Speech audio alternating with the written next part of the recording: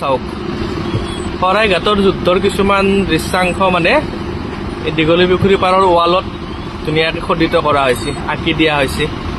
এইটো চাগে লাচিত অকল নেকি দাদা? লাচিত আৰু সৈন্য সামন্ত। ৱাও, কি ধুনীয়া পৰিৱেশ, চাই লওক একবাৰ বঢ়িয়াকৈ। আহিব আপোনালোকে, 40 টকাৰ বটিং কৰিব পাৰি, মিনিমাম 2জন লাগিব আহিবৰ কাৰণে। এইটো দি মানে পানী ওলাই ন, এইটো যদি ওলাই আছে আৰু পানীবিলাক কোনফালেদি গুচি যায়। কি ধুনীয়া পৰিৱেশ হৈ আছে। অলপ মই জুম কৰি বাকীবিলাক ফুটেজতো দেখা পাব।